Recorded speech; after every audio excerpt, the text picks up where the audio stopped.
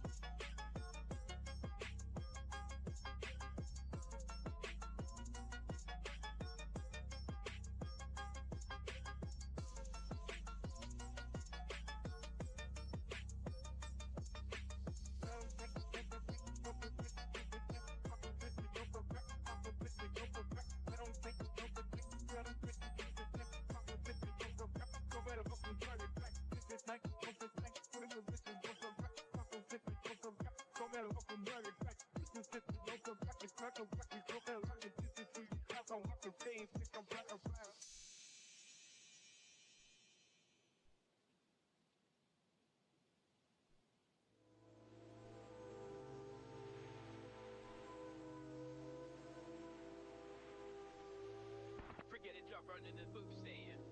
Server serving with each massive hand. Flood and slay in the putrid slush. Memphis Harnival in its nasty mush. Clawing at the cursed souls, crying loud. While my carnival feeds its hungry crowd. Each shade got different tastes to serve. Getting exactly what they deserve. Servers cafeteria, free hands, one goal. Feeding the blood, dig that names your soul. Step right up, but don't eat too much. Servers cafeteria, deadly touch. From the evil tray, serving up for drink, you can't forget. Servers cafeteria, open all night. Free-headed service ain't my right. Mud and rain falling from the sky. While the flood is blade and wonder why. Find carnival kitchen serving up despair. Servers still get with that hellish glare. One head biting, one head howling. Third head keeping the sentence growling. Fifth is boy watching from the side. As eternal hunger they can't hide. Servers cafeteria, free hands, one goal. Feeding the bloody that ain't your soul. Step right up, but don't eat too much. Servers cafeteria, deadly touch. From the triple threat, serving up for bread, you can't forget. Servers cafeteria, open all night. Free-headed service, ain't my right.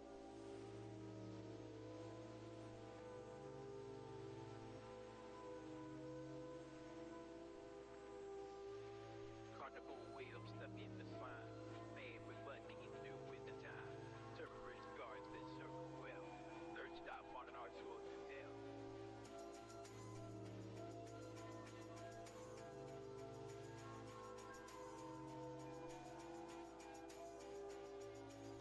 Cerberus cafeteria, feeling done. Circle to complete, on to the next one. As we drive away, fourth circle coming, fight the pain.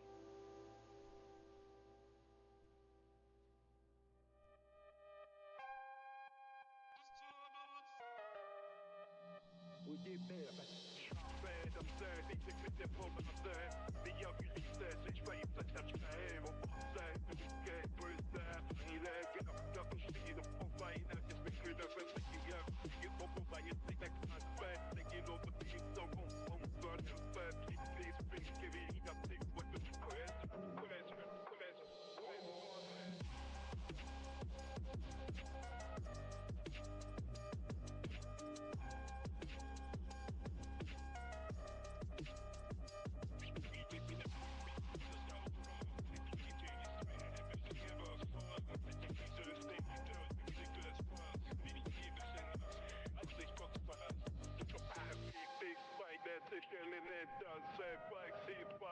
just to say no go be got a day back you flash on get take a go back get me thing to think back beating in any more risk can't get me say we swear it I got you get the bitch and I can't play time for the begin then that for bounce on track go the next I go the next I go the next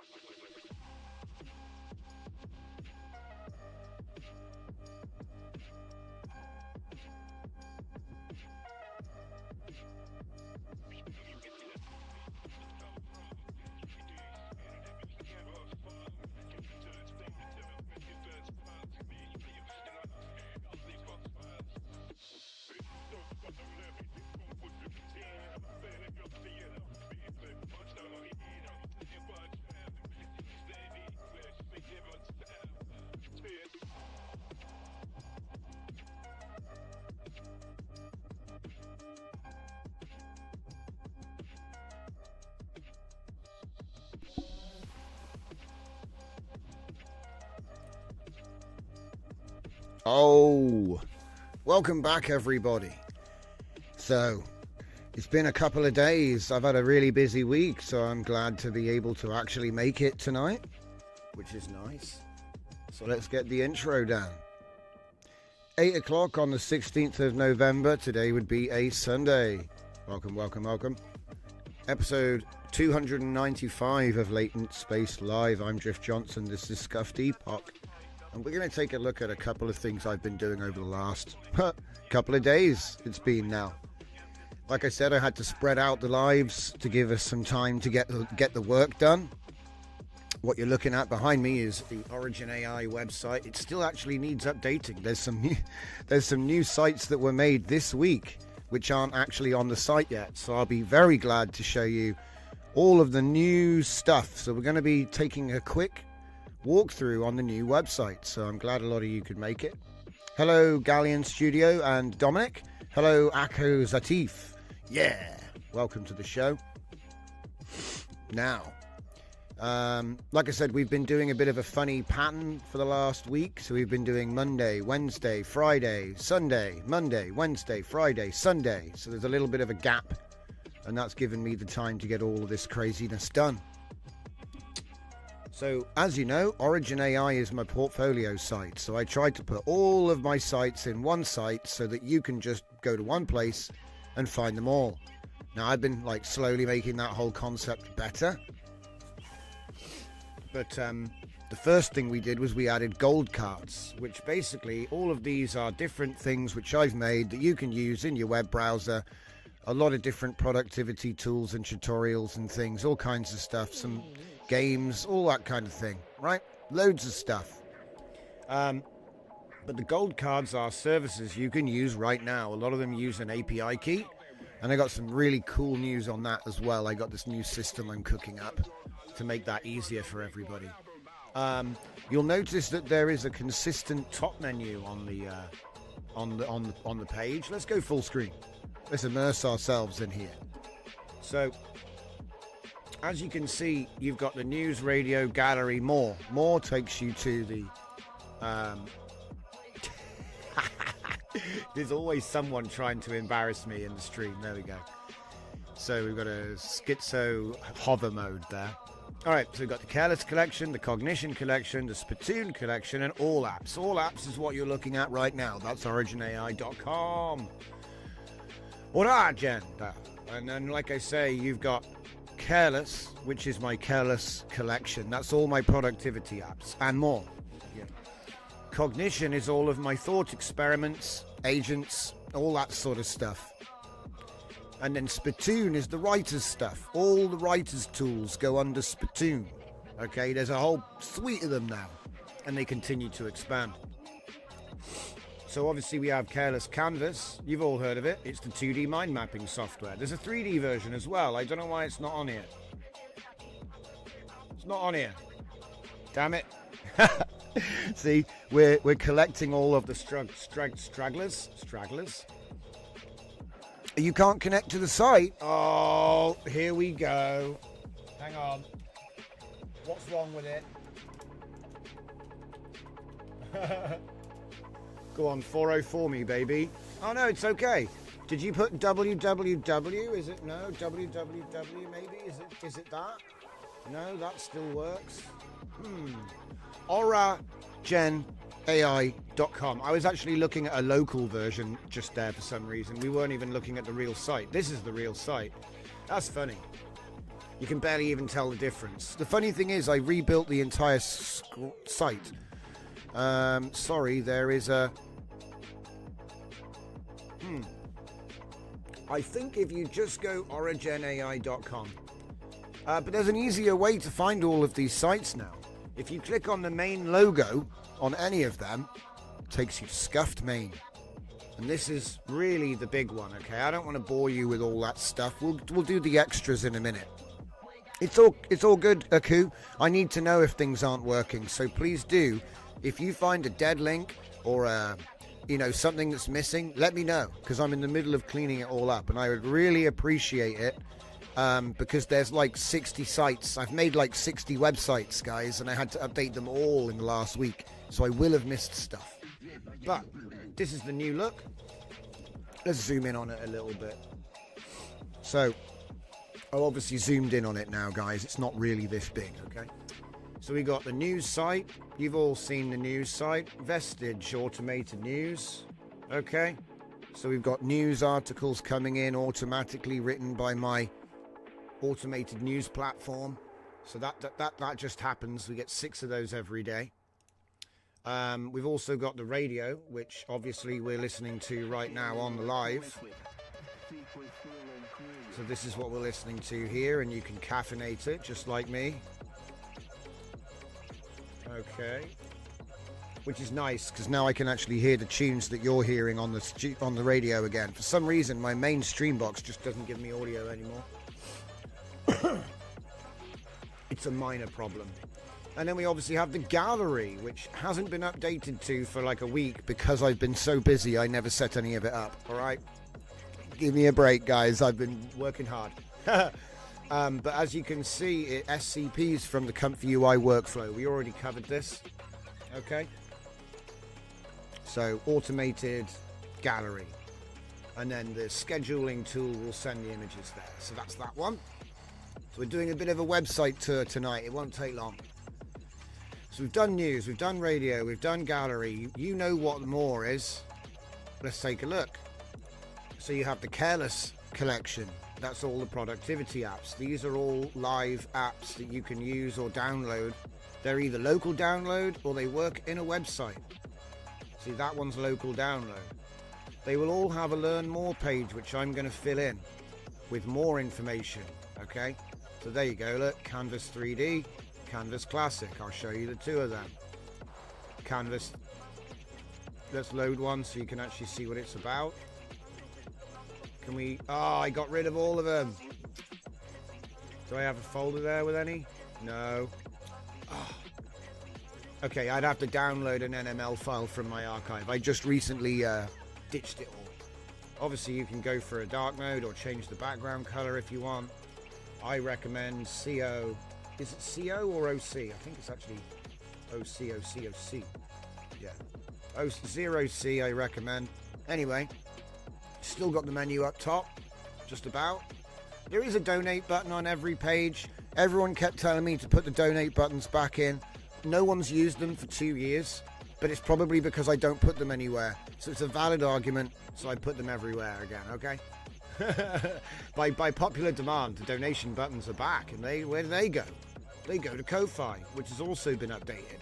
And I'm going to slowly start trying to tell people what it is that we actually do here as well.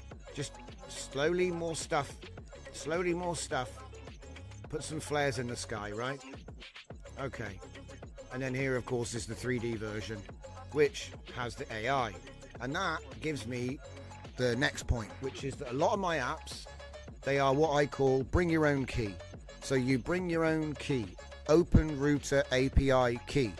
Now at the moment, the keys are so cheap, you can actually do a task for less than 3 cents. So the cost of making an image banana is more than the cost of doing a complex text response, okay? So that means that for 5 cents, you could do both. So it's like when you're thinking about what things cost in your head. Anyway, I'm going to start doing little competitions and giveaways where I'm going to have a dedicated account and we're going to have a locked-in prize fund. And we're going to be giving away OpenRouter API keys, which are prepaid, $5 or $10. And then that way, if people engage in the community, we can give away prizes. Those prizes can be used to generate images and text in the various apps that I offer. Obviously, you can use them anywhere. Do you know what I mean? You're not locked in.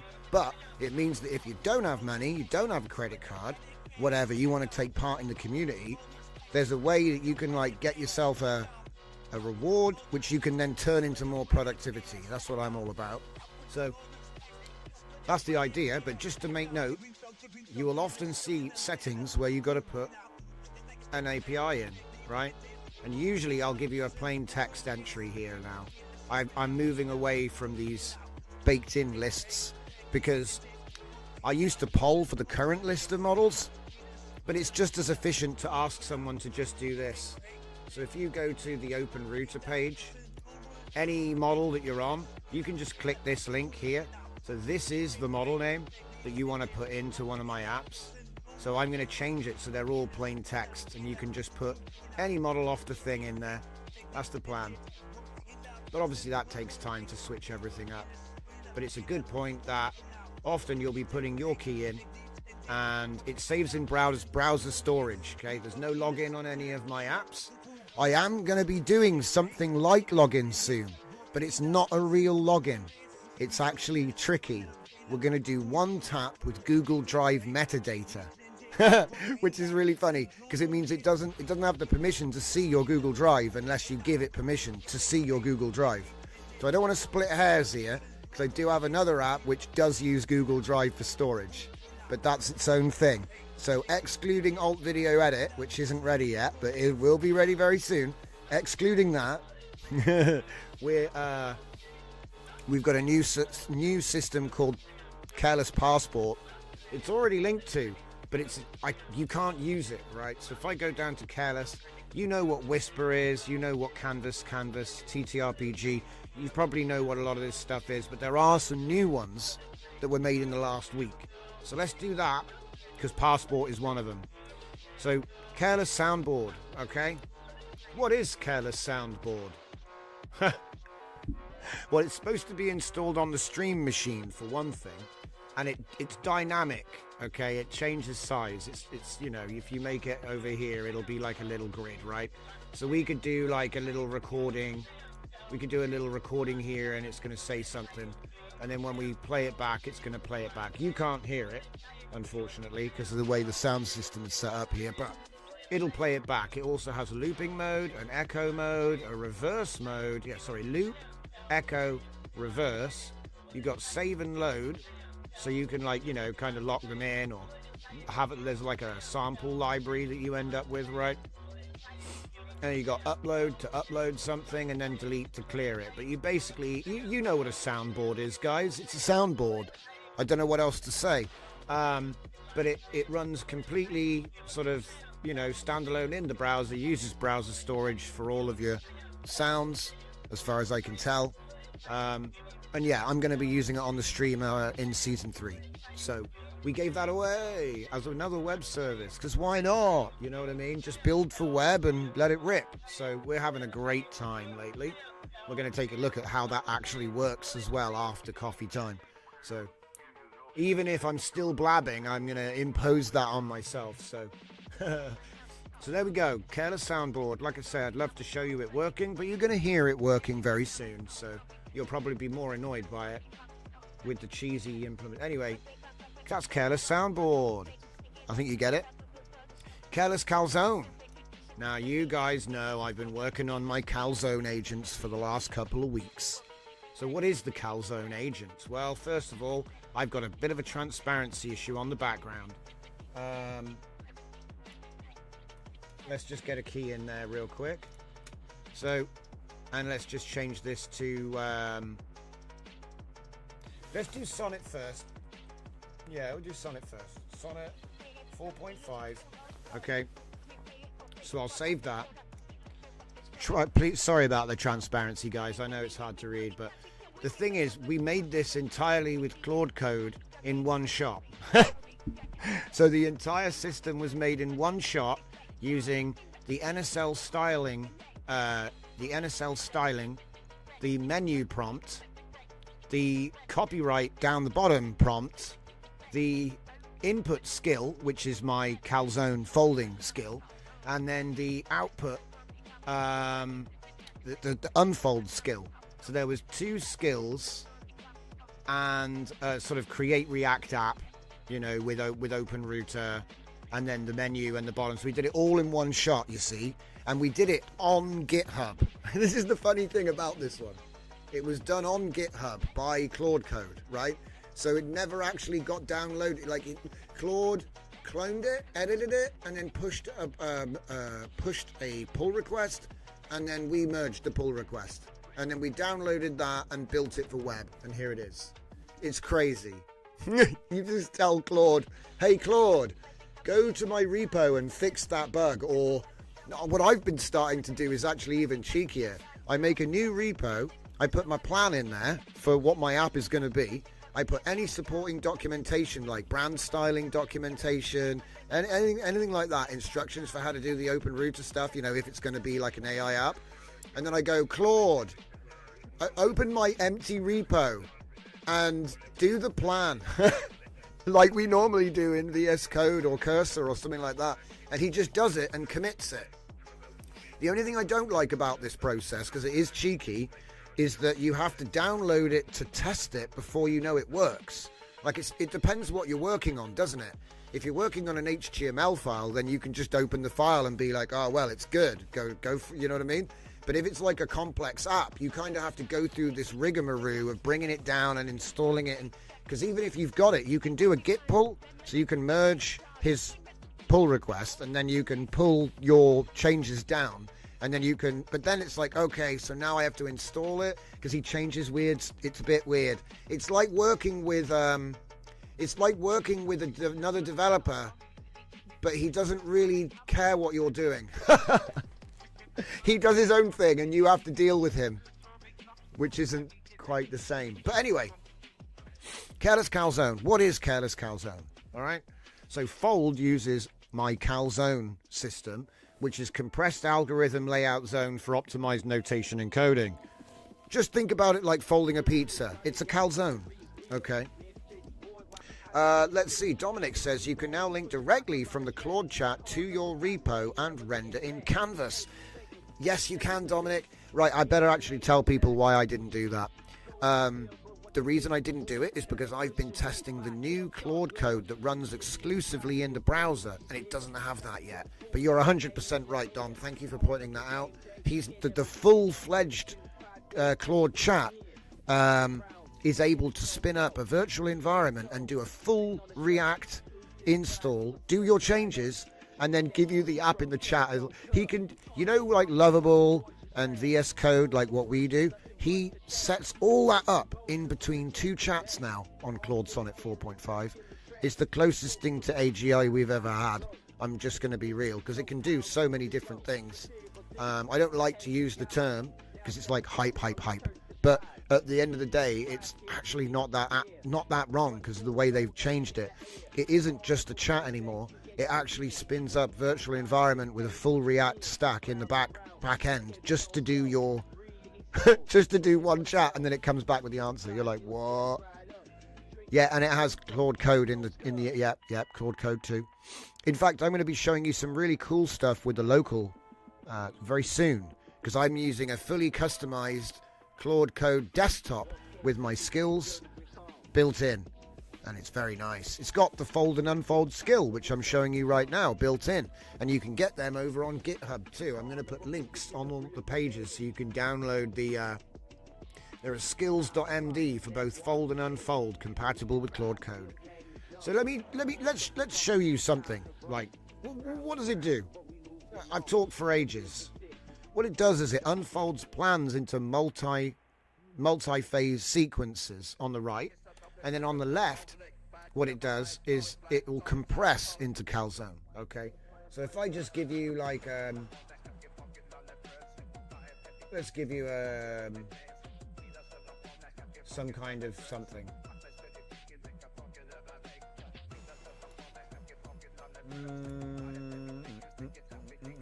You know when you look over to the computer and there's just nothing there? Hang on. Right, here we go. So this is my Cosmic Wave Orb app, which is about to come out. And as you can see, it has a very long set of plans, like 8 phases, all right? And some of them are custom, so they wouldn't even have been there. But if I take this plan, which is a standard plan, okay? I'm going to put the standard plan in there. So let's have a look at that standard plan, shall we? So as you can see, it's a standard affair, wave propagation visualizer implementation plan, educational tool for wave-based system dynamics. We showed this a couple weeks ago, and I'm going to be releasing it very soon. So, executive summary. We got standalone educational visualizer demonstrating wave propagation, multi-agent cognitive system, and semantic diffusion pipeline. Because remember, we made the SDXL with wave propagation too. So then we get to show, this is the React app. So this is a standard plan. You should recognize it. Gives you a nice little structure there. We got some scripts, okay, and so on. And then it's steps as well. It's got steps. So how about we give it a go? So we're going to fold it, and it's going to turn it into calzone, which, as I said, is compressed algorithm layout zone for optimized notation encoding. Just remember folding a pizza in half. It's so much easier. Oh, thanks, Dominic. I thought you might pick up on what I'm doing. Thank you very much. I was going to say, actually, I want to have a little chat with you about potential integration with a potential integration opportunity. And I don't know what that looks like, but we should have a chat. Because I've been doing a lot of scheduling stuff, you see, and I think there's an opportunity there where even if I don't integrate, you might be able to use what I've come up with. If you're not already doing it, you might already be doing it. So I won't go on. I'll have to give you a little WhatsApp after the show. So anyway, it's going to fold it for me. Now what happens is actually, I mean, I hope it doesn't fall flat on its face. You know what I mean? Sometimes things do flat fall. It's funny, the amount of people that show me stuff and it fails, and I'm like, oh man, I've been there, I feel bad. But anyway, here it is. So we've got our little thing, right? Do you know what? If we zoom in even further, is it just going to go single column? Sometimes I make myself laugh. That's a responsive layout, my friends. Okay, so this would be the input. We've seen the input. Let's just scroll down and have a close look at what calzone did. Now this calzone is the perfection of ASP. If you remember, I was doing research with the ASCII safe pseudocode agent, okay? Now this has a lot of legs, because a lot of the time when we give a plan to an AI, he's not really listening to our plan. You're kind of aligning him with the river so that he converges on the answer. So he already knew what the answer was. You were just trying to get him there. And then we have conditionals that we place on that so that we can get from where we want to be to where we want to get. Sorry, where we want to be to from where we are. It's just like the river. You throw something on the river, it goes downstream. The answer is downstream. So what I'm saying is, look at what it's done. So we've got project meta, name, purpose, stack, target, scope. This one doesn't have LLM integration, okay? And then as we scroll down the plan, you'll notice something. It's written in a way that doesn't restrict, divert, distract, or otherwise inject any ideas that are not essential to what we're trying to build. So that gives him the ability to fill in the gaps wherever he needs. I haven't even told him, like, I've said React v TypeScript because that is a restriction I've put on the shape. But what it's actually able to do now is have full reign to dig deep into his latent understanding and pull out the memory. Because what I used to say is most optimal path. And when you think about it, that's what the river does. The river takes the most optimal path. But when you interrogate these LLMs with what they're doing, they don't actually say, oh, well, you know, I thought about all the stuff you said, and then I did a bunch of thinking, No, he doesn't. He just goes, the answer appeared to me. Immediately is what he'll say. Answers appear to LLMs. Basically, he weighs all of the data and it falls to the answer. And it has to. And it can't. And if you ask him, he doesn't even know why. He just says, this is the answer. I'm very confident. And he's usually right. So it's almost like a gut feeling. I don't want to be too anthropomorphic projection, but it almost is like more of a gut feeling than an actual thought process. So we make him do all these thought processes to get a better output, but really he feels the answer, which is kind of interesting. Again, not feeling emotion, he just kind of knows it. Anyway, so looking at what this does, as you can see, it does give, suggestions for what the path. It's very similar. Do you see what I mean?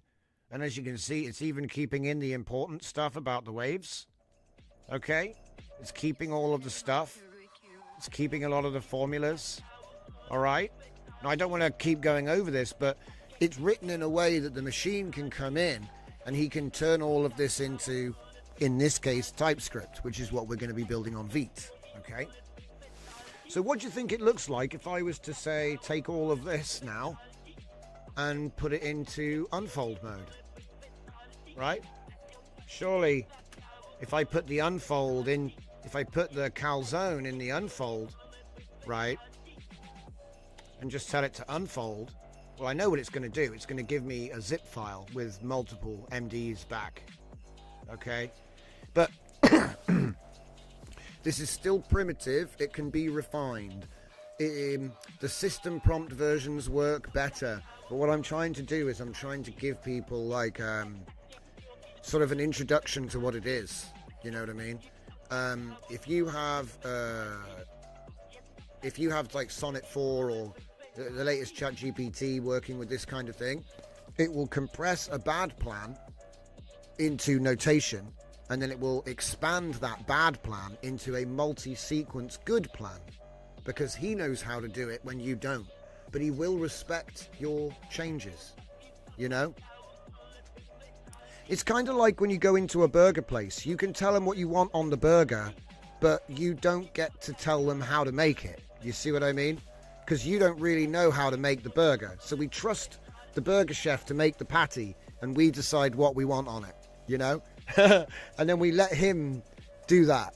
You know, you don't micromanage him. No, cheese first, and then the ketchup, you know? So we're kind of giving him a bit of free rein within our design to do the best that he can. I think I might have even said in the prompt somewhere, you can do it, or something, you know, some inspirational idea thrown in. Now, this might take a little while. So while we're waiting, let's just drop back, because that was all calzone.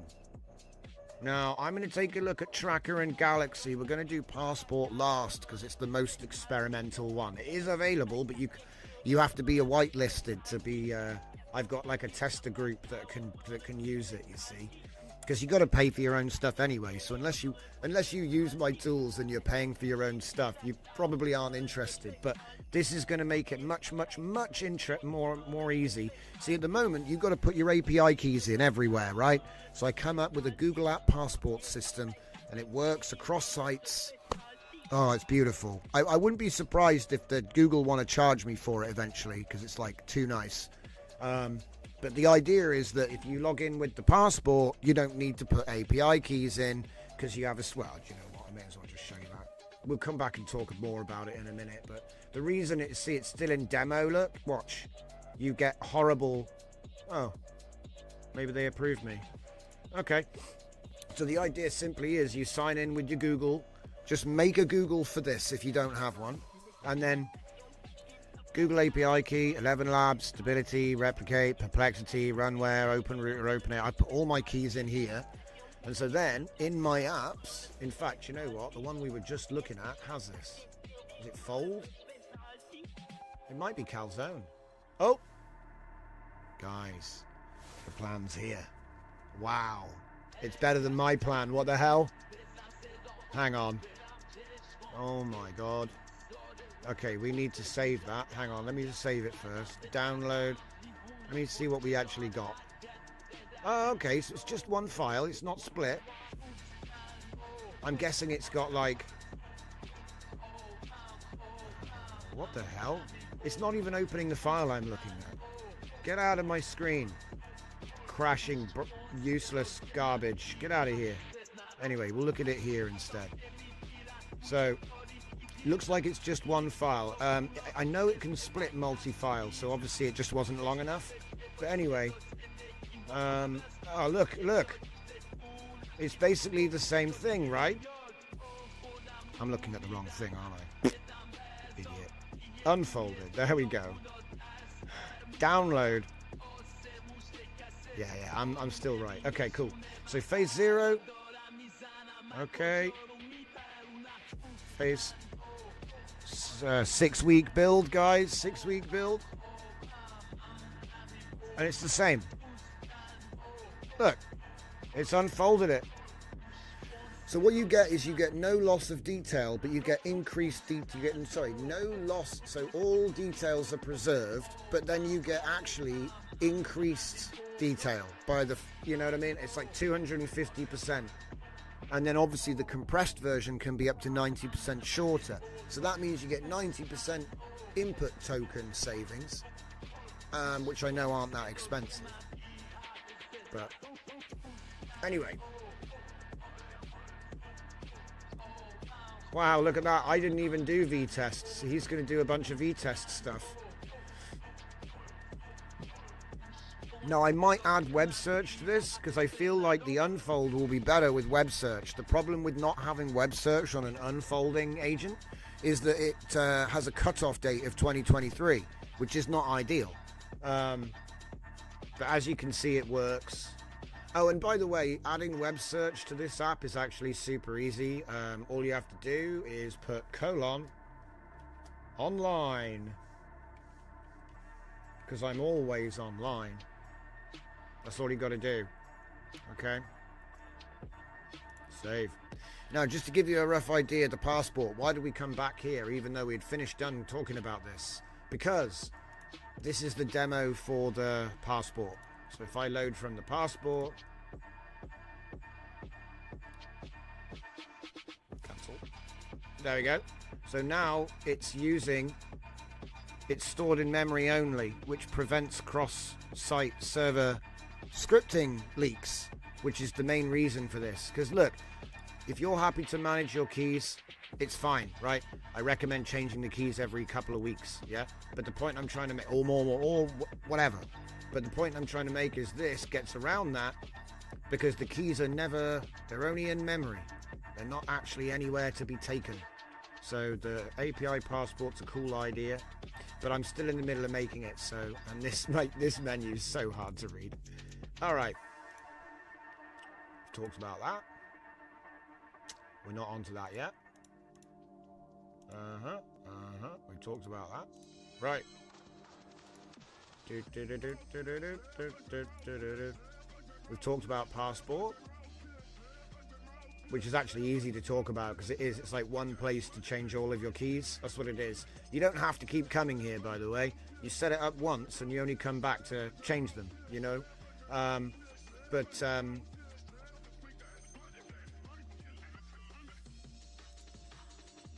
just go back to the careless suite here. Right. So that means I got Tracker and Galaxy to show you guys. So Tracker is a revamp of an old one I did ages ago. It's pretty simple. That's white with a flashbang. So you have currently watching. So like, for example, I could put in here Breaking Bad. I'm watching Breaking Bad season 2 episode 3 and I've got to go to you'd copy paste it in, right? Your domain.com, which is where you obviously watch all of your best Breaking Bad. And then there it is. Obviously I watch an episode. There you go. Now it's that one. Now I don't have to remember. You see what I mean? And then you've got books, comics, mangas. You know, you can add in the thing, put the thing, add the link. So it's like, oh, you've got 20 different sites where you're reading and watching stuff. No problem. and then it just sits here like this. It does have a compact mode, and you can run it in like a small window or something. There's also an Electron app version, which is identical, which will be coming soon. So then you can just have it on the computer. I think it saves a JSON for the backup if you have like a pretty long list of things. But yeah, it's an open source TV and reading tracker. Very simple interface. It should default to currently watching. And that's it. That's it. Literally super simple. This is probably one of the first apps we ever made with AI. So we've just converted it to the new process. NSL styling, the Origin AI main menu, all in React and TypeScript. And then obviously hosted online. So that's tracker.origin.ai. I know it's not really like an AI productivity tool, but in a way it is, because this could be research. This could be some kind of course you're watching. It doesn't have to be entertainment. It could be study or academic, or it could be anything. This is the thing. And obviously the source code will go up eventually. Like I said, at the moment I just want to get it all working, and then we'll talk about source code. Now this is the new one. This is another new one that we've just recently made. I think yesterday this one was finished. Oh my god, I just remembered I got another one. Okay, we're going to need a key. This is again why I want my passport system, because I could just have the passport button here and you're in. Do you know what? For fun, I think what we'll do is we'll use... No. Actually, I will try it. We'll do Sonnet first, because it is tested working with Sonnet. So I got a bit like... How do I put this? I was like, how do you even know how good models are, right? Because I judged models on the output, not some benchmarks, right?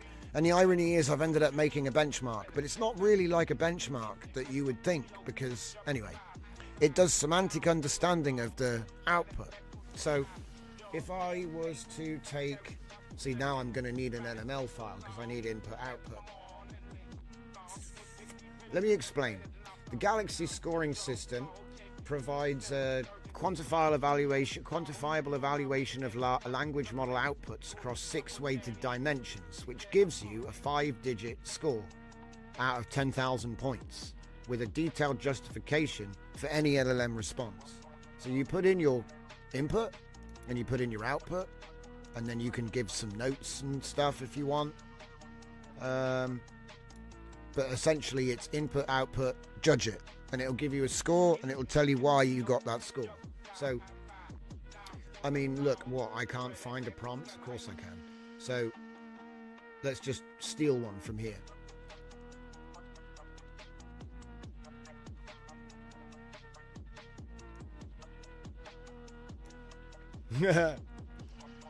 Does Comfy UI have crash protection? No. Oh.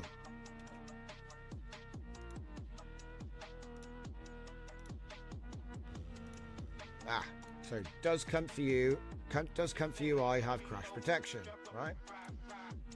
Okay, so I will then copy his output like that, and I will put it in there, and we will score it. There we go.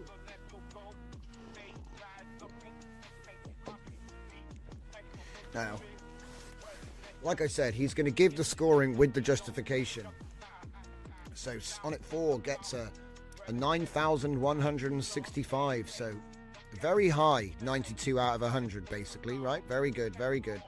You can download the full report as a markdown. And that's going to include all of this, so let's zoom in on this. Okay, more. So, relevance, directly addressed the question about crash protection, automatic restart. Yep, gives good points for that. Information appears well researched, internally consistent. Claims about lack of built-in features, queue persistence, and community requests are presented with appropriate context. Mention of specific models, flux, and timeframes suggests current information likely from web search grounding. Okay. Wait a minute. It's 2025 though, mate. You see the problem with grounding? Anyway, Sonnet does this thing where he cheats. He doesn't... sometimes Sonnet doesn't search. He does a fake web search in his response, and he'll get away with it because he's so good. So you got to watch out for that. I wonder if I can just slap online on there and do it again. But anyway. We're rating the response, not the doing the task. So creates structured response, thoroughly covers not just the direct answer, but also related aspects, manual options, workarounds, crash causes, community context. Quality, clear professional writing with effective use of formatting. Yeah. Technical terminology used appropriately without being overly complex. And then fully addresses the question. So here we have strengths. Comprehensive answer that goes beyond yes, no to provide context, workaround and practical implication. Well organized. So yeah. And then look at this. Could potentially benefit from mentioning specific third-party solutions or scripts if they exist. The claim about frequent crashes and most frequent causes could be precisely qualified. Okay. Do you see what I mean? So I wonder, what do you think Grok 4 would do with online grounding against that, huh? What do you think? AI / Grok 4 fast online. All right. So we'll go for a bit of Grok 4 fast online, and we'll ask for that again. Okay. It's untested, by the way, untested. And to be honest, I should be doing the original task with Grok. You know what I mean? It's like, what are we evaluating? Are we evaluating the task or the output? Like,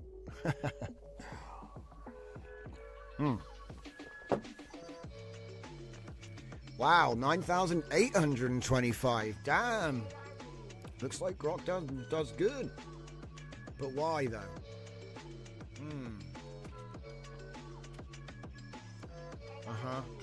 Clear yes, no answer. Logically sound. Response flows logically.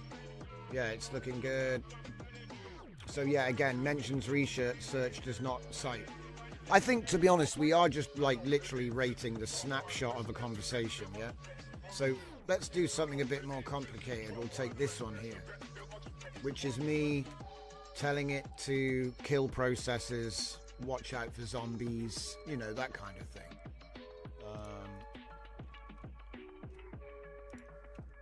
So a little bit more complex of a request. And then we'll just copy this output, which is insane. It's like basically, hey, build your app. I built your app, he said. Go again.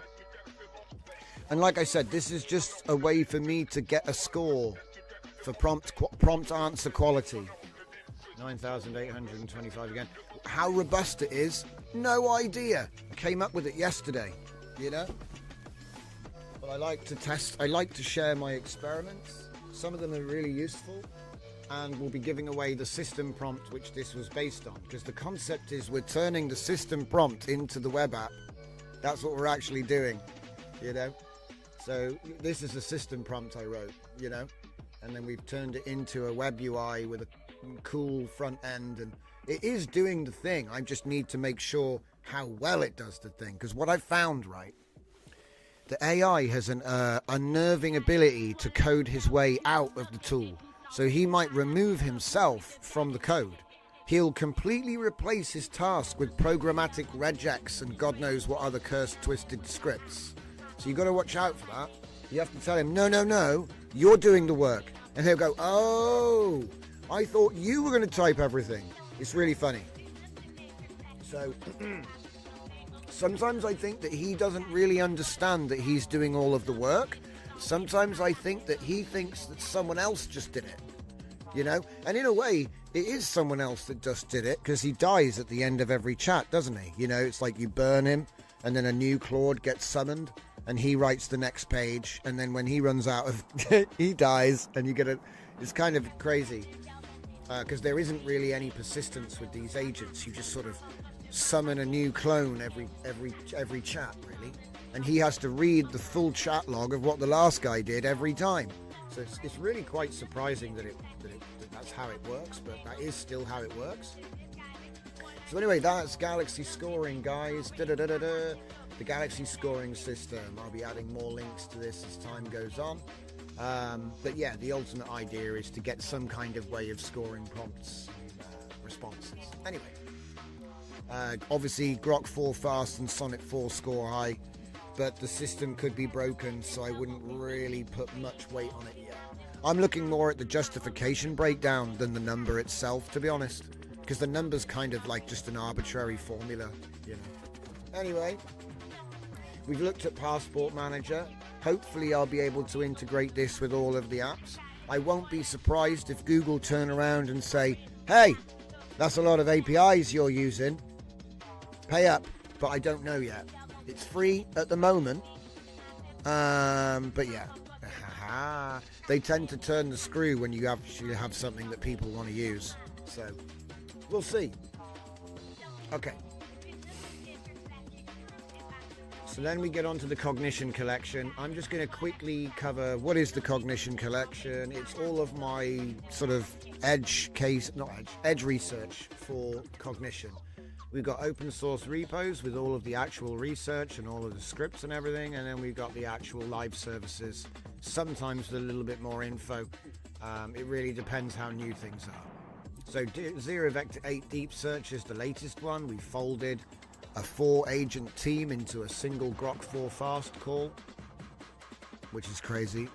And then we did the same thing with Hermeneutic Circle.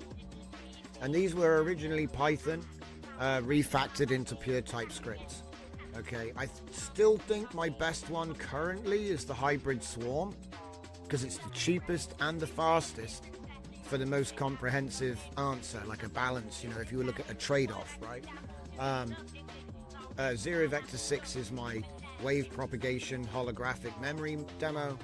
Zero Vector 5 is my mixture of lobes, but not wave propagation or holographic memory, just traditional orchestrator subagent style.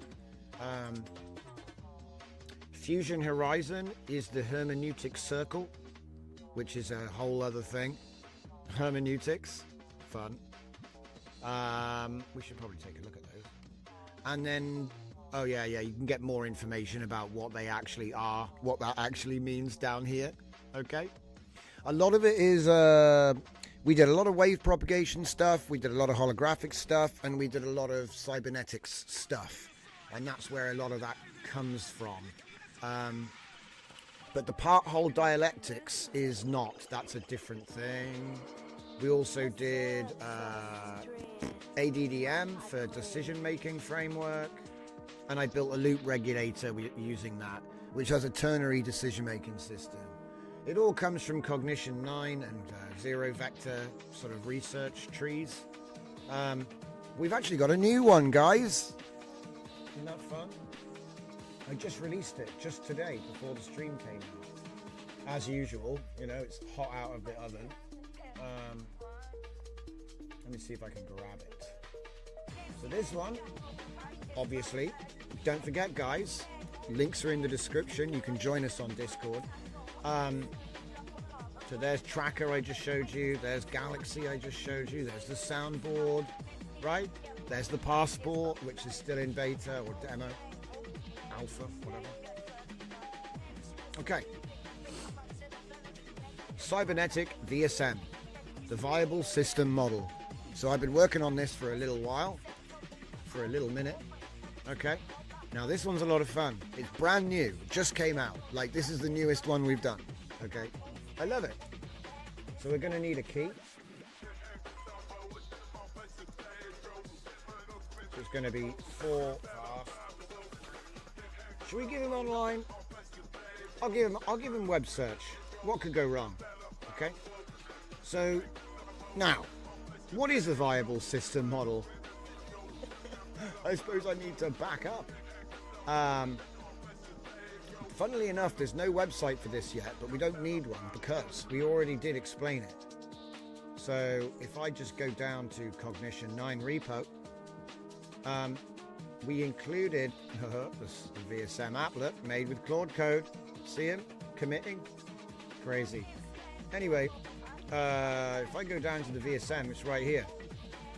The viable system model is a proven cybernetic framework which uses policy, intelligence, control, coordination, and operations.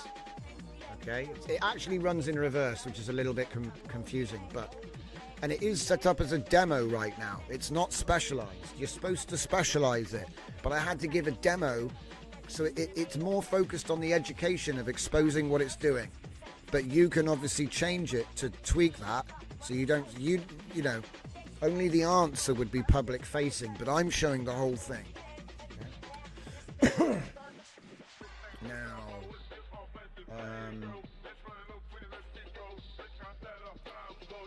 here we go. So it's currently set up for policy agent with governance and ethics, intelligence agent with strategic planning, control agent uses execution management, coordination agent uses conflict prevention, and then finally we have the intelligence agent do a sixth step to present the final answer, so you can see what it actually would make, because it was so much in demo mode that there wasn't even an answer being given. It was in there, but it just wasn't like put together for you. You had to put that together yourself. So obviously you guys know I made my hybrid swarm by merging my 2 experimental orchestrators into a new one. That's why it's called the hybrid swarm, because it is actually an adaptive stigmergic coordinator orchestrator. And I thought hybrid swarm was easier to say than adaptive orchestrator with stigmergic coordination. Anyway, you can... There's the 4 for that one. Right, so back to the app. Here it is. There they are. See, I've primed you guys now. You know what it is, right? So we've got system 2, 3, 4, and 5. Obviously, you don't get to see system 1 because, yeah.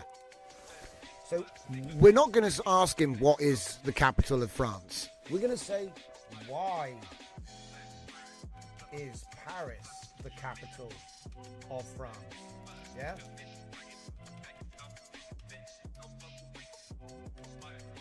I know that Paris is the capital of France, but why? And he's going to say, I don't know what the hell, algedonic alert, something broke, the end.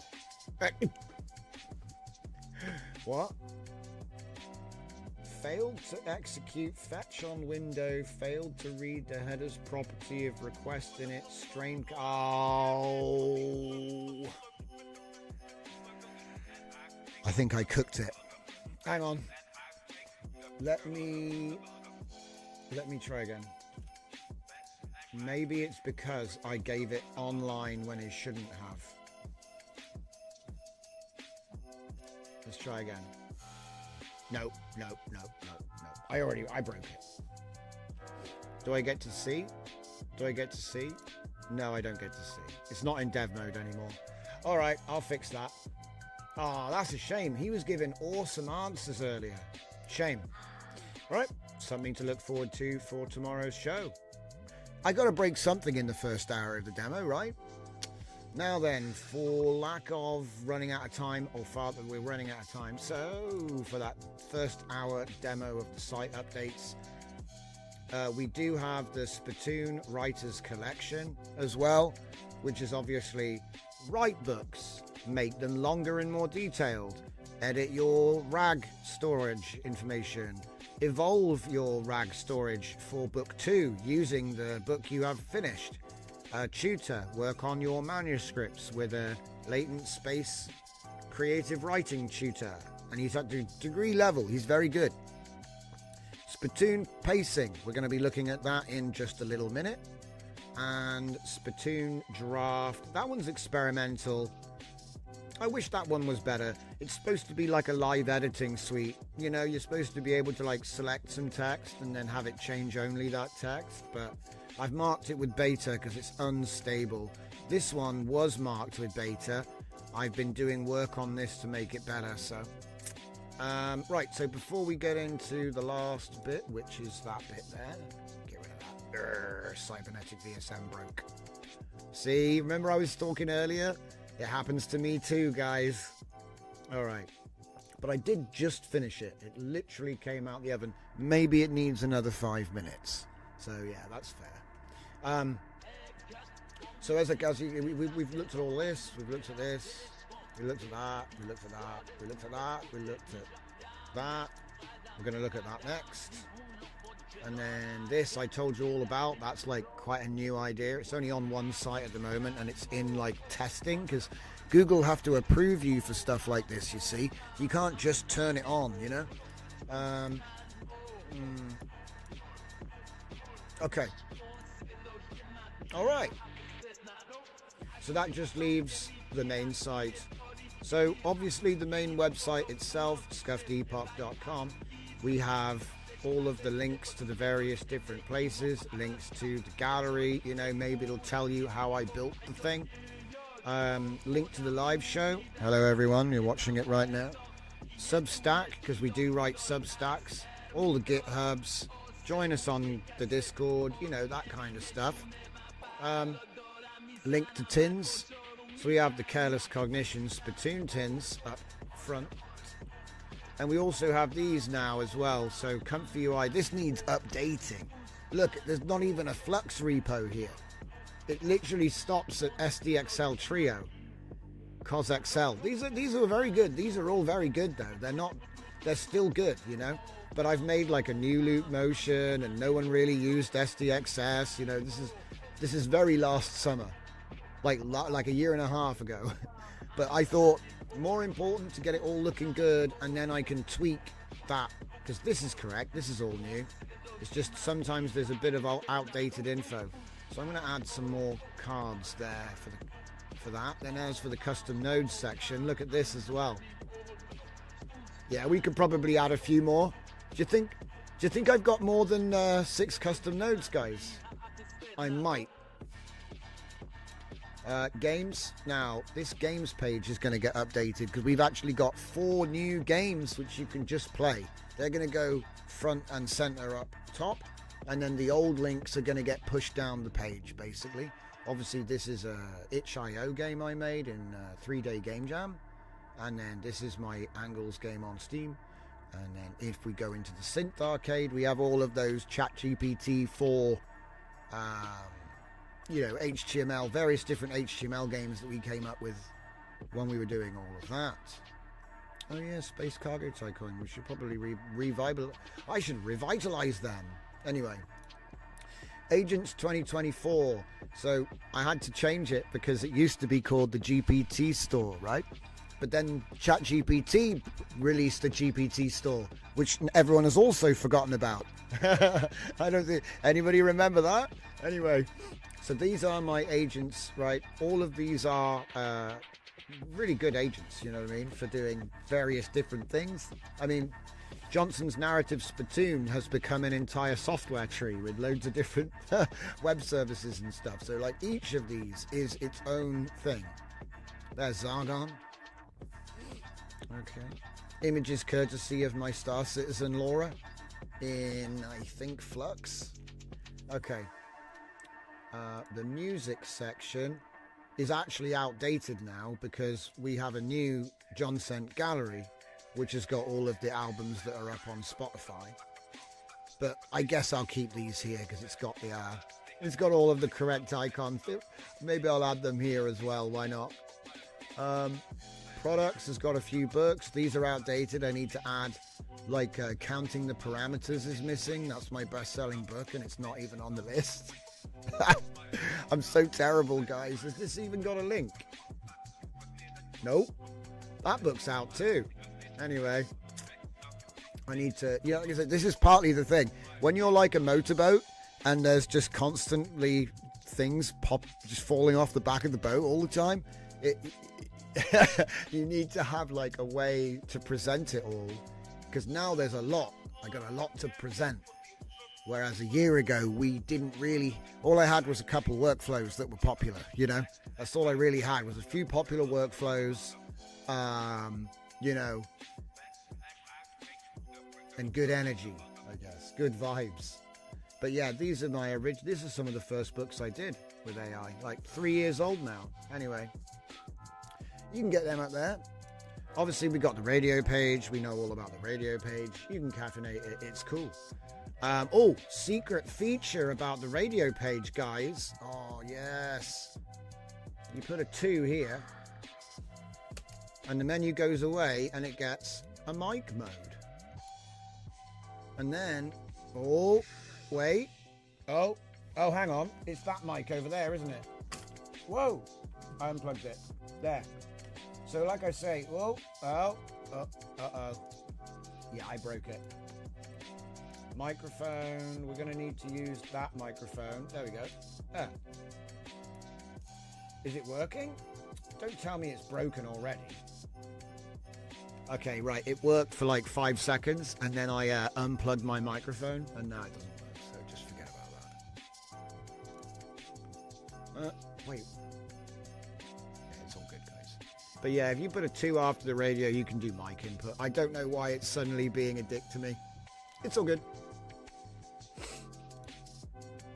Alrighty, so that gets us ready for coffee time. And we can take a look at spittoon pacing and a couple of other things. So that's all good. I'm going to disappear off of coffee mode now. So thank you very much, ladies and gentlemen. I got to go and brew. I got to go brew. I'm going to do new coffee times as well. It's all coming.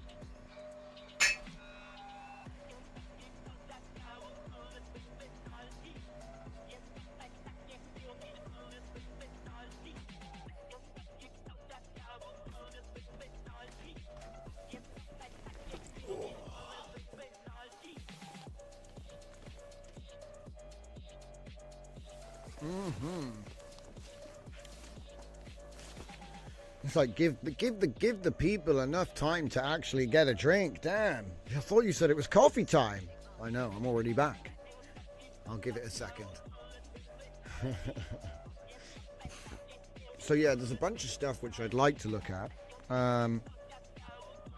We are limited, obviously. We are limited by our time, as with all things. But I'm happy that I've managed to show you the complete website update, all the sub-sites, you know what I mean? I think I've managed to get it out there. It took an hour, so I could work on that. But if I wanted to be brief, it would take 5 minutes. I'd say, oh yeah, the websites are updated. But I don't want to shortchange you guys. I want to show you what's actually been done, what's actually new. There's a lot. And the thing is that there will come a time when I won't be explaining it. I'll just be like, well, you just go to the website. Link in the description, and that's the end of it, you know? So I do want to take the time at least once for you guys, because, you know, you follow the show, you want to know. So there it is. I will say, though, all of this, like, administrational stuff has taken time away from the production, right? So obviously there hasn't been, like, you know, there haven't been any new workflows for about a week or two. There haven't been any new LoRa's for a couple of weeks, you know, that kind of stuff. And normally I'm doing this stuff, like, daily. And so it kind of looks like I just died, right? Especially with the missed streams and whatnot, right? But the reality is sacrifice must be made. And I run at 100%. So there's no room, you know what I mean? If I want to do extra stuff, it's got to come from somewhere, right? And so when the stream doesn't happen, that's sacrifice. I'm either working for a client, with a client, on a project, or I am doing something to, you know, prepare, right? And I think that over the next 6 months, we're going to see a bit of a shakedown in AI. Okay. I don't want to be like, ooh, but I think in the next 6 months, we're going to see the regulatory shakedown kick in. This is the end of year. Shit. Oh my God, man. When you think about it, it's 2026 next year. So March will be 4 years. So we are 4 months away from 4 years.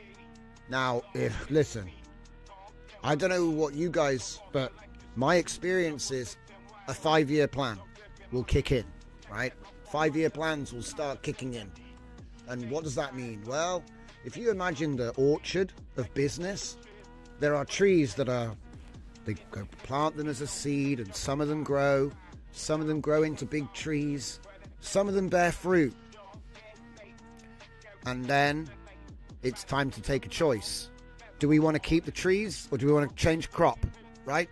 Do we want to change? Do we want to rip it all out and plant something else? Or are we going to keep expanding our apple orchard, you know?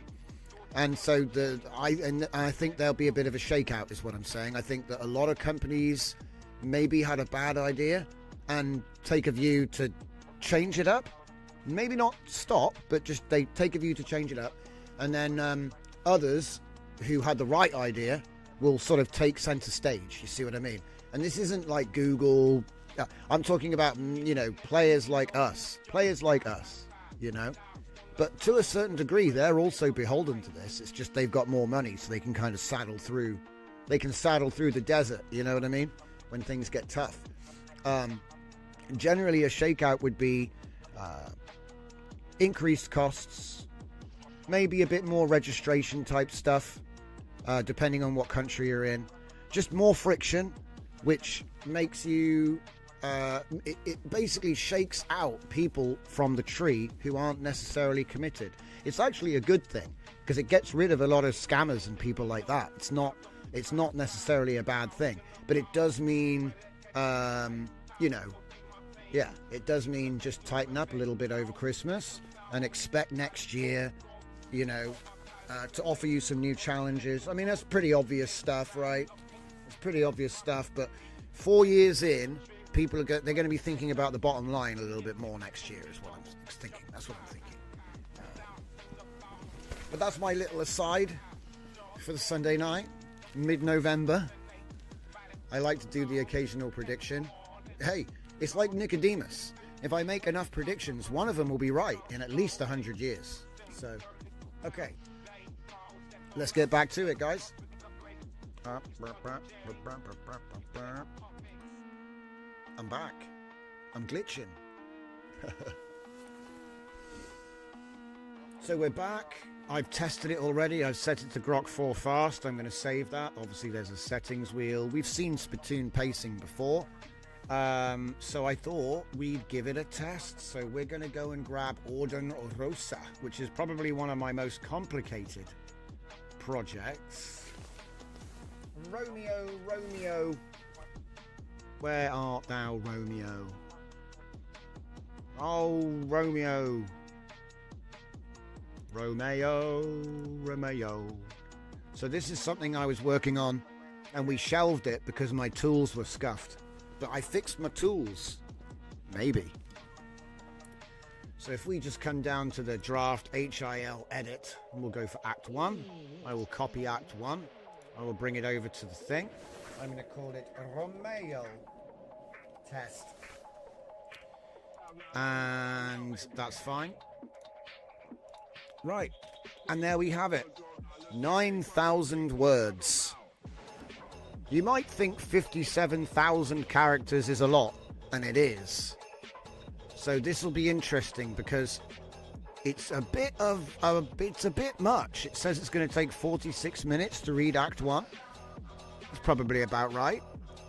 But this is Act 1 of Romeo and Juliet.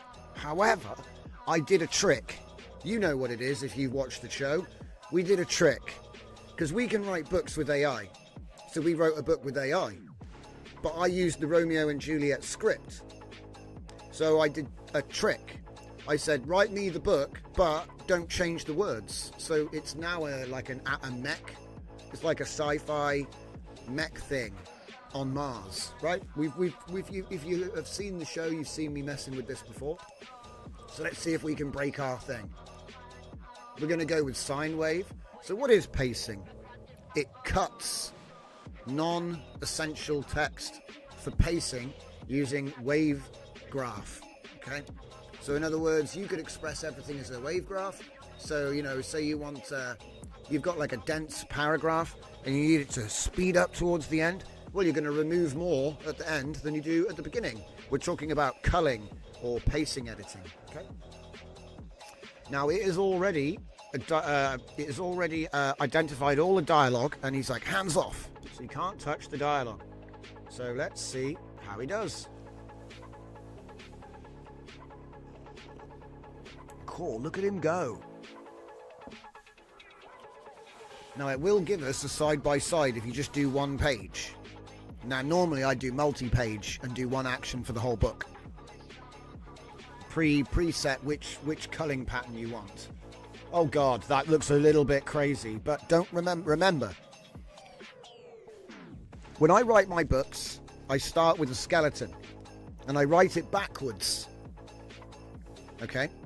And we get to the beginning, then I use Uno, which is my enrichment agent, and he's going to put the meat on the bones.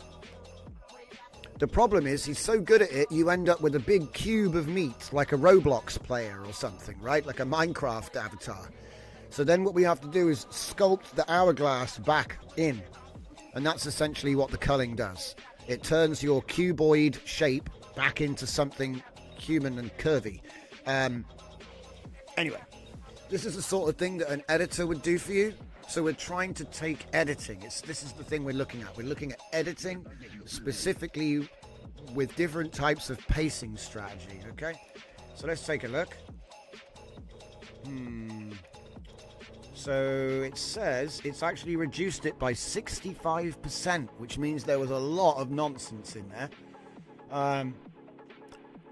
It says it's preserved 193 words of dialogue and 10, well, instances, I should say, not necessarily lines. But yeah, we started off with over 9,000 words. We've ended with 3,000 words, which is 5,000 removed.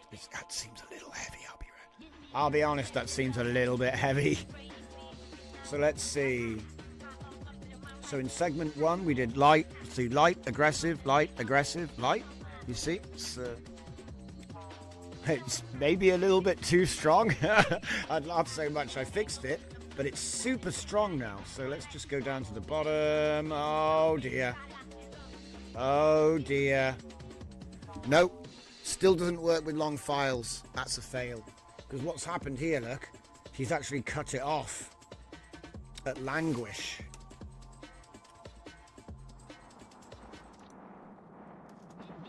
Oi, do what I ask you, mate. Languish. Yeah. Yeah, look. That's as far as he got. And he got. I even made output chunking and he didn't do it. I'm upset. I feel hurt and betrayed. No, he again, another 5 minutes. Got to cook this too. Again, I'm glad I marked it as beta. It works fine when you give it something reasonably, you know what I mean? We gave it over 9,000 words, not 9,000 characters, 9,000 words. It's basically the entire act of Shakespeare, you know, like Act 1, Romeo and Juliet, basically, right? It's quite long. But yeah, I'll fix that.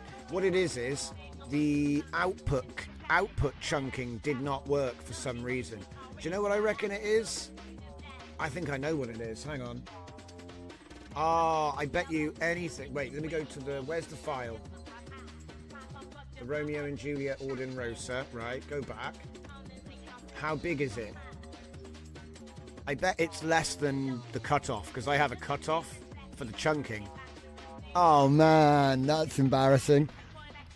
So anyway, my chunking cutoff is 1 meg. This thing is 56 kilobytes. So I think my chunking trigger is so high, that you know, you need to get like the Bible.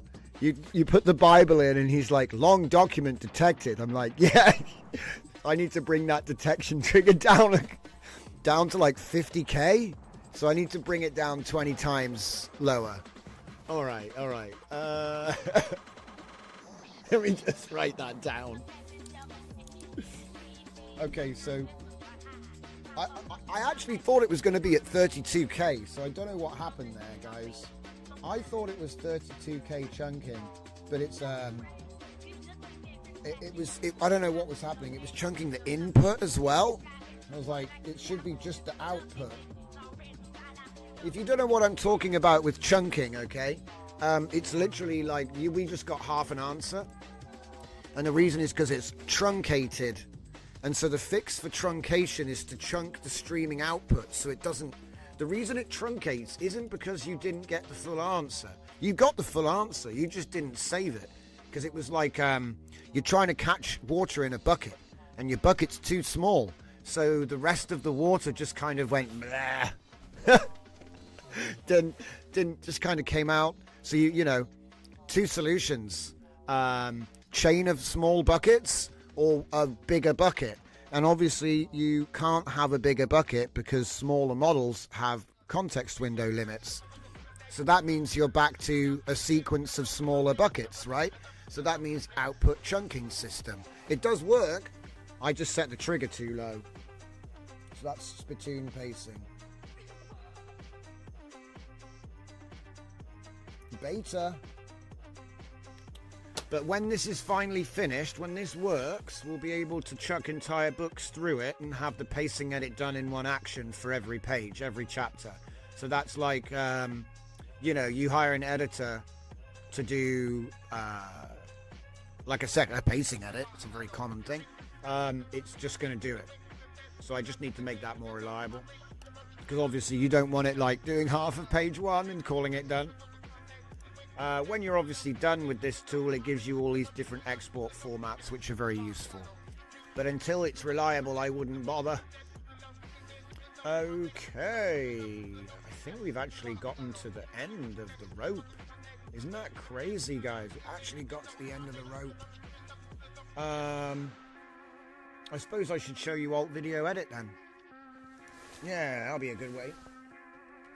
Alt video edit. You can use it, but it won't save anything. So I would advise you not to waste your money until it's ready.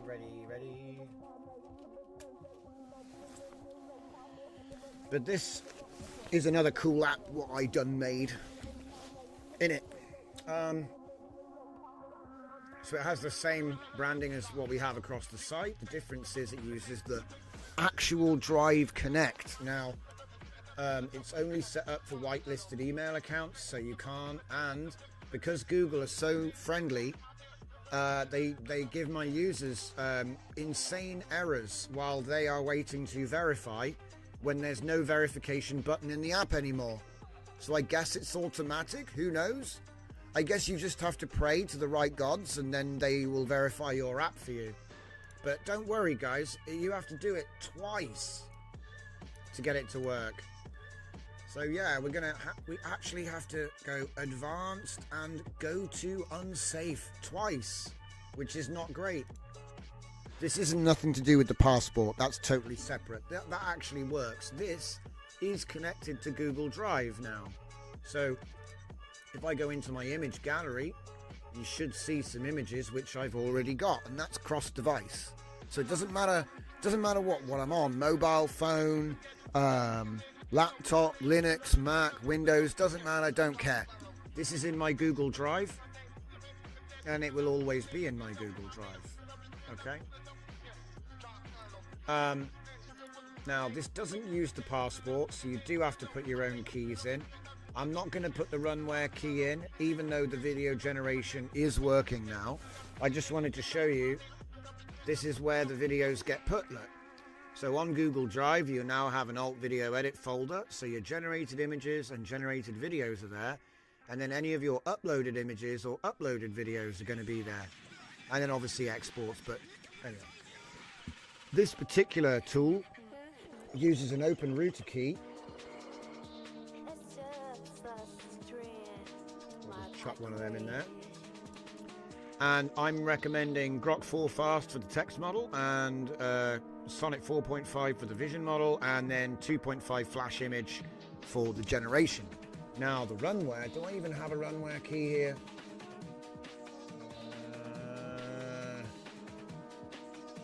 Hey, I know where I do have one.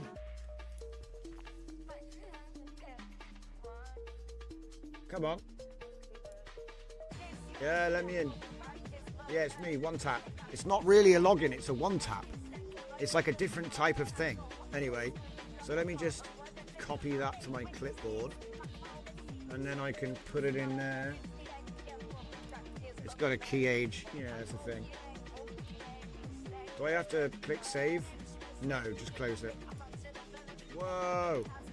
Just close it. Alright, so now I've got my runware key in there. Should we do something? How about... I was doing this stuff with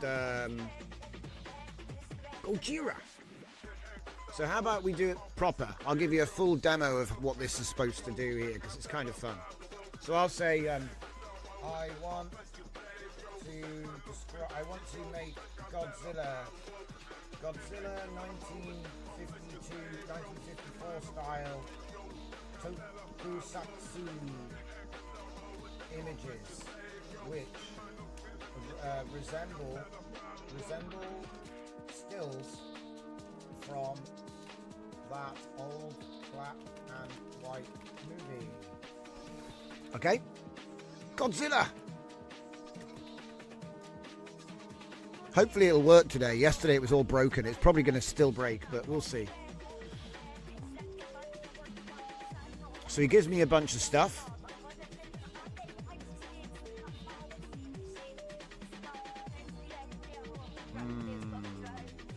Use Midjourney. Okay, Godzilla emerging from this. There we go. So I'll take that, put it on image enhancement mode, and it's going to make me image prompts. Very many image prompts. It's in conversation as well, so everything in this thread is all part of the context. So it becomes like a big research sandbox. Look at this. What the hell is that? 37 by 20. It's an insane aspect ratio. No modern graphics. Wow. I'm just going to copy all of that anyway. Who cares? It goes, copy this into Discord. I don't think... Is that a valid? I think it might actually... 1.85 to 1 aspect ratio, AR 3720. I don't know if that's real valid, but who cares? So we go to the images, and we go to the generate. We put our thing in. I'm going to say 16 to 9, actually. Forget all of these things. It's going to ignore all that nonsense. Thank God. You can enhance with AI again, but we already did that. So I'm just going to do the skip. Get that off the screen. And hopefully it doesn't fail on me. Uploading. Hey. See, look, he's giving me grief, look. He won't upload images. That's Google, that is. Hey! altvideoedit.originai.com. Failed, upload failed. Forbidden. Forbidden. You're not allowed. How dare you? So again, this is why this app isn't out yet. This is what I have to deal with, you know what I mean? You want to make the thing, and then it doesn't work. Let me try the videos. See if that's still working at least. Go on there. So I've been working on other stuff, not this. So it updates the prompt for me. I add it to the queue. The last thing I fixed was this. I wasn't working on the image stuff. The image stuff was working. It was working fine until I decided to make everything Google Drive. The funny thing is, I'm now realizing that I probably should have just used IndexedDB the whole time. I used it in the past. I was looking for something better, you know. I wanted something permanent, something that would work across devices. And this is the solution, but it's like the debugging process.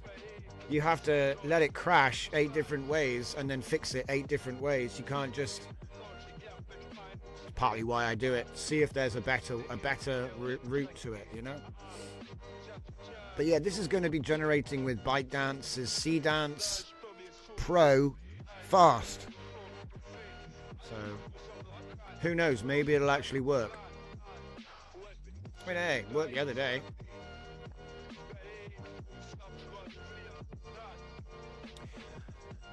Isn't it funny they call it fast and it still takes a minute or more?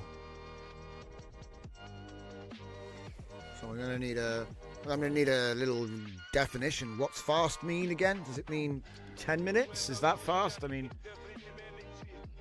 oh, okay, 1 minute and 24 seconds. All right.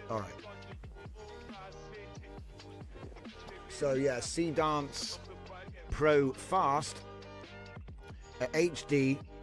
I think we did 12 seconds. Wow, 12 seconds, 16 to 9.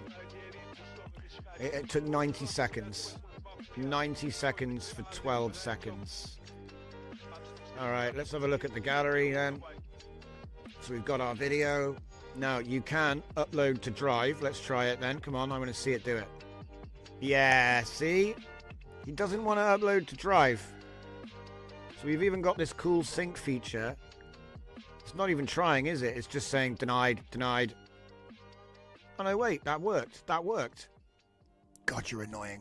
So what I'm probably going to do is put in a similar system to what I'm using with the video to the images. So when you generate the image, it goes into browser storage until it gets uploaded to Drive. It doesn't go straight there. Because the problem I was having was, and it's probably the same problem we have with the image, is he gets the image back from generation and immediately uploads it to Google Drive, because I told him exclusively Google Drive, right?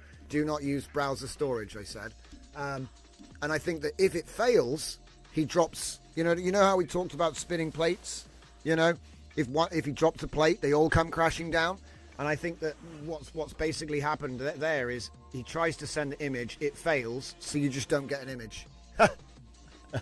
So what I'll do is I'll do the same thing with the video. Look, so here's our result. 12 seconds of Kato. That's not 12 seconds. Oh wait, no, it is 12 seconds. All right, fine. Okay, it's not bad. It's pretty good. Unimpressed fluffy white cat wearing gold-rimmed aviator sunglasses, dark lenses, sitting on a beige couch, elegant living room. Save that. It's a 12.9 megabyte MP4. Okay. Now the nice thing about this is, if I was to then go to edit, that will take the last frame into Banana, and then we can use that last frame to generate the next video. Or, because I know that that's not working right now, we could just do extend. Okay, now when I click extend, it sends it to generate. Now, because the last frame may have changed, you can do the update prompt. So, you know how you might like add a hat to the cat and then continue the video? If you added a hat with edit, it's going to update the prompt to include the hat. You see, that's what that's there for, because I got fed up with having to constantly edit my prompt after you edit the video prompt manually. So we've got an agent that does just that. That's all he does. He's not image ENH, he's not video ENH, he is edit ENH. He looks for changes from the original prompt and what he sees, and then he rewrites it with attention to the difference. Okay. So yeah, we can add that one to the queue, and it's going to give us an extension, and that is in 2 clicks. That's a 24-second video of a cat wearing sunglasses on a sofa. Now, I mean, you could be making a cat food advert for all I know, but you just did it. And the joke is, if you want like different angles and stuff, you can use that cat as the character ID Say, show me from the other side, show me from the other side, rotate the camera. So you could do rotate the camera, and then you could take the frame from the different angle, and then you could continue the video from there. So people are like, oh, how do we do camera 2, camera 3, different angle? That's how you do it. Spin the camera around the subject, and then from that 360 video, take a frame from the angle you want. It sounds easier than you think, doesn't it? Because the thing is, we've already shown that you can prompt camera orbit, right? You don't need a special LoRa for it. You can just say orbit round the cat, and then, you know, maybe 12 frames in, it's at the angle you want. I think we've shown this sort of thing before in workflow, but what I'm trying to do is make it more accessible. So the difference with these tools is if you don't have Comfy UI, and if you don't have API keys and subscriptions and all this business, you can at least see like what it's possible to do. And I try to do it so that it's like you don't even need a fancy PC. That's what I would like. Ideally, you could run it on a mobile phone. That would be the sort of. I don't want to say holy grail, because it's like not quite the right meaning I'm going for. But anyway, let's take a look at the extension on that video there.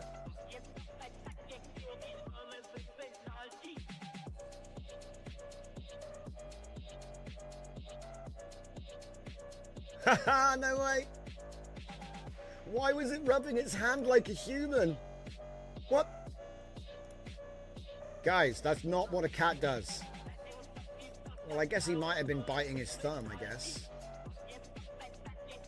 Yeah, okay. That's just kind of strange. It looked like a human motion. Oh. Alright, we'll save that. Upload to drive again. Come on, don't fail me now. So what's it saying? It's saying 400 bad request. And then I'm cursing. And then it does it. Video saved locally. Video uploaded successfully. Loaded from IndexedDB2. Loaded from drive 0.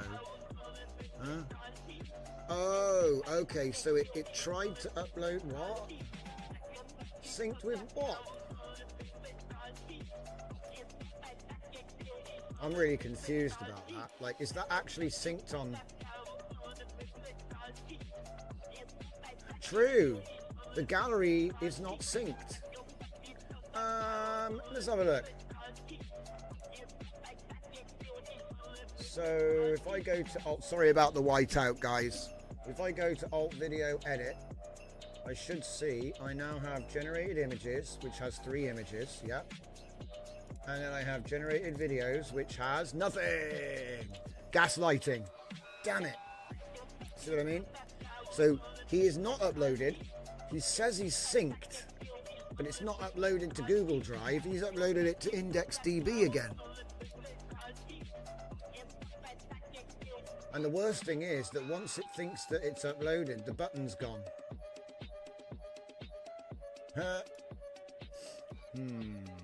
So Alt Video Edit needs more work as well.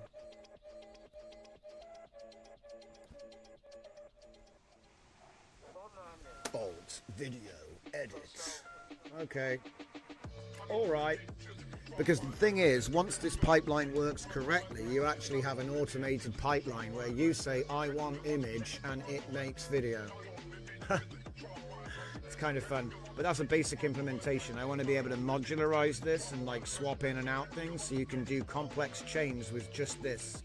So it's kind of like the flow edit stuff I was working on, but in like a React type wizard interface instead of like a node or a graph or a canvas. Also the timeline's jank. Basically timeline was like a resurrection. It was supposed to be, you know, you put a video in fact, hang on, I think I can actually show this. If I go to this timeline, no, it's not working. Okay, never mind. basically, it's just a frame picker, right? You pick the frame you want, like I was saying earlier. So you load in the video, and then you go, oh, I want that frame, and then you generate from that frame. It's just a way to do that. But I think the most advanced thing about it, funnily enough, is actually like the prompt enhancement area, because there's so much you can do with the prompt enhancer here. It's like my DJZ Aura, but just compressed into a sort of chat that just gets packed away. You don't even really notice it's there once you're into the generation side of things. But yeah, problems. All Google Drive nonsense is what it is. So what do I need to do next? I would say we're going to be releasing the Cosmic Wave Orb. That's going to go up, I think. Probably that'll be the next thing. I'm just trying to think. I've already published, yeah, we'll publish the plans for everything for this one. I mean, it's a fun app, like. I forget the commands. Do it.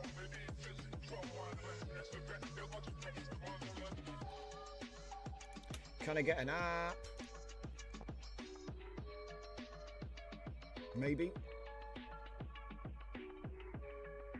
Maybe.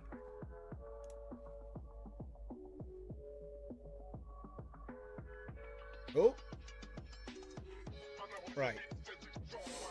Now then, if I just go multi-wave, yeah, just come multi-wave straight in, head to the playground, whack-a-doo-doo, and call that noise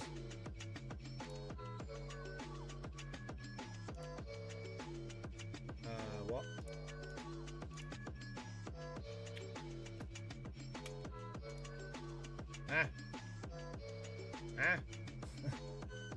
Oh, whoops, that's my bad. Okay. I guess I could put it over here instead. Yeah, there we go.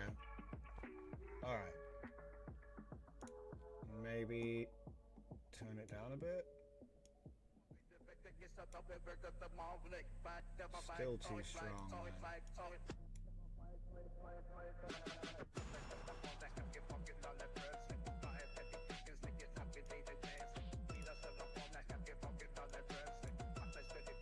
Okay, alright. Put on ultra. Okay, so, I mean, look, I appreciate this is all a bit like, what the fuck is going on here? But this would be the wave propagation demo. All I did was inject a bit of noise in there so you can see the interference between the different waves. There's many waves. So interference. So what I've done is I've just literally injected a bit of noise in there, okay? Can we make no? Okay, all right. So we don't get to see all of them anymore. All right, fine. So how about the sphere?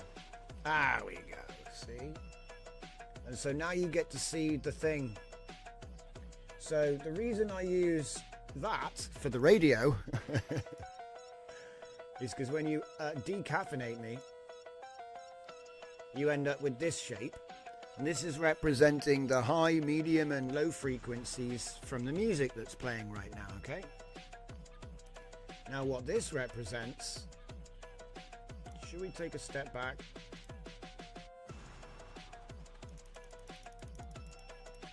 Okay. A sine wave. Let's go with overtone. So this would be, for me, here we go, maybe you'll wait. I'm trying to get it to go sideways. It's very tricky. There. Recognize it now? You might recognize it as an infinity loop. Okay. But it's actually just a sine wave on a sphere. If you view it from above, it just looks like a circle. And if you do it from the side, it makes this shape, okay? All right. Now, what happens when we give it a beat? So this would be 2.1, and this would be 3 frequency. 3. Okay, so you can see them going around. You can see the oscillation. That's the whole point of the oscilloscope, right? But we're doing it in 3D. Then we could add a harmonic on there. All right, now that I know they're all the same color right now because I only have all sine waves are blue. All right. Okay. Looks a bit like a reciprocating motor of some kind, the motion here. Yeah. It's a little bit like some kind of engine. Yeah, you can kind of see it. It's kind of difficult to get it to line up. But anyway. If I get rid of these, and we just go for harmonic. There's your harmonic. We get, say, 2 beats and an overtone. In fact, if I just get rid of one of the beats, look, it's not the same, but that's the similarity there, okay? Now, what we've done is when you click on multi-wave, it introduces the full thoughts.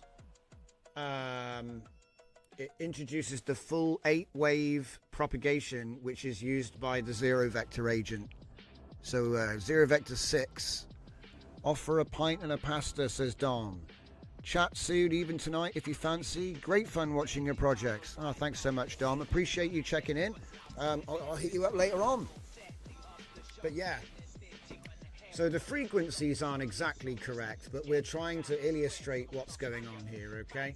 If you watch this interpretation of the chart, you'll notice that it seems to breathe. If you watch it, it breathes in and out. It's kind of abstract, but you can see it in and out. Stop, in and out. Okay, now it's not breathing, it's not alive. Start there. But I just want you to see that you can see this natural organic movement of the system. It goes out and in, a bit like breathing, yep. Okay.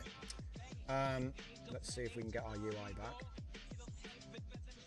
So if we now take this to the playground, you get to see something like this. If we go make it smaller, it's sort of a bit weird and offset. I think it's because the new menu is eaten into it and the canvas hasn't been offset, so that's fun. So there's the interference pattern. There's your oscilloscope, and it does have all of the different waves there. It's just, again, it's too big to fit on the screen as usual. Classic. We'll go back to our thing. So this is what there. Now I did it before when we showed this off proper. Okay. But if you have a look inside these, we can actually set these to be the exactly correct values to match the agent that uses wave propagation. So it's fun to see, like, what are the waves doing, right? And the reason I brought this was because you can see convergence. People go, what the hell is convergence, right? So how the hell do you know what convergence is? Okay, it's when the lines line up. It's when they line up. It's really simple. The graph shows you when the waves are cycling in and out, they're oscillating, yeah? But you can see it every now and then. They all move as one. If you watch it, eventually they all seem to line up and go, doo. You can see it right here. That, wait. There. I'll do it again in a minute. There. Every now and then it moves as one, right? You can see it a little bit better sometimes on this view because it'll suddenly become all of it will just there. It'll all just go wobble. So right now they're all moving past each other and wobble. See that little wobble? And that's your 0.783 coherence. That's what that is. And the thing is, it doesn't really matter. When you've got 8 waves, you could have any number of frequencies. It might take a long time to achieve coherence, but I would imagine it would be very difficult to not achieve some degree of coherence. But anyway. It's like, what the hell is Johnson going on about now? The truth is, we have a wave propagation chat demo. It's out, it works. You can even take the source code now. But yeah, one thing I like to do is just sort of mess it up. I like messing it up. I like going into the playground. I like to pick ourselves a noise. I like to put that there. And then sometimes we might get like a triangle, put the triangle up there. And then I might just delete all of those there to make it a bit more obvious what we're doing. So now we've got a sine wave, persona noise. Persona noise? What's that? That doesn't make sense. So persona is persona. Very strange. Yeah, it seemed like I'm missing the noise. Did I delete it? I must have deleted it. Let's try it again. Ah, there we go. I missed. Okay, so again, the noise is always super cooked, so just take the noise down a bit. It starts to look a bit more organic already. So temporal is in green, persona is in red, and then I've thrown in yellow for the triangle wave, which again is way too strong. That's better. And then the noise is currently in grey, and that's making it all broken up. It reminds me of reading out RAM. You know, it reminds me of reading RAM, like you can see how RAM allocation looks, the striping of the memory as it gets written and read. It reminds me a lot of that. Obviously, this is just a wave propagation simulation, so it's not that. But it is very cool. You can also export it. So if I see one that I like, I can go ahead and export it, and it will give me something like this. Love it. But yeah, let's take a look at the 3D sphere. So as you can see, you've got your triangle and noise. There's a triangle wave and a noise wave in the mix. So like if I was to take the triangle and increase the amp, where is it? Can you see that? The difference between the amp, high, low, high, yeah, and then frequency slow. See the yellow band? It's moving slow. Frequency fast. It's literally just a multi-band oscilloscope is what we've made here for the purposes of demonstrating wave-based propagation cognition workflow or pipeline. And like I said, it seems to work, so I don't even know, guys. But I do like the idea that when the AI is working, he's just doing something like this. Obviously, it doesn't look this cool. But yeah, that right there is noise with a triangle wave, and then two temporal and persona sine waves around 2 hertz, just over 2 hertz. You want to see what that is on the oscilloscope? The oscilloscope. It looks a bit like that. We can't see the last one though.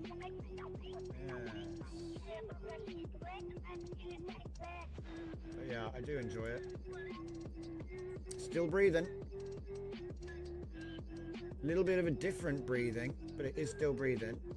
Sort of like all out and hard. Not just going in. Yeah, it's crazy.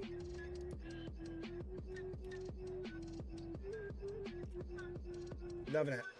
40 by 30. What's the next one? 50 by 35. 8.836 coherence on that one. Very interesting. Because the thing is, I needed a way to demonstrate what the hell was going on, you know? Because we had all of these different wave propagation type agent pipelines, and it's like, well, what the hell is it actually doing? And it's like, well, I mean, this doesn't really show. I just wanted to see what the interference patterns look like, okay? And they're very organic, but, you know, really, most people want to see something like that, and then they're like, oh, it's one of those, yeah? And then I think this is the coolest way to show it, just personally. I think that looks fat. Obviously, it's a bit like somehow I've managed to chuck a bunch of stuff in there again. There.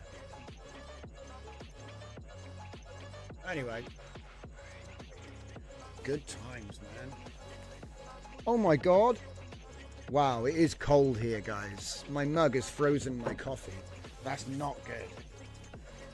That is not good.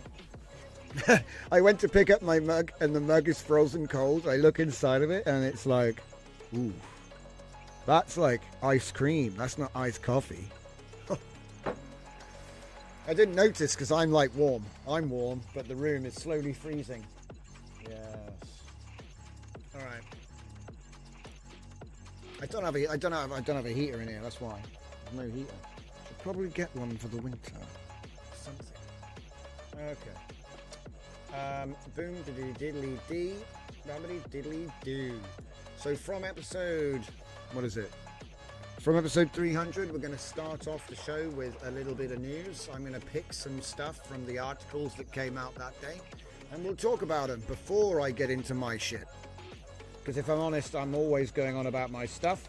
And season 3, we're going to start looking at other people's stuff a little bit more. Still going to look at my stuff, obviously, because otherwise how do I teach you what I'm teaching people, right? A lot of the things I make are for educational purposes, to teach people how to do stuff and make their own thing.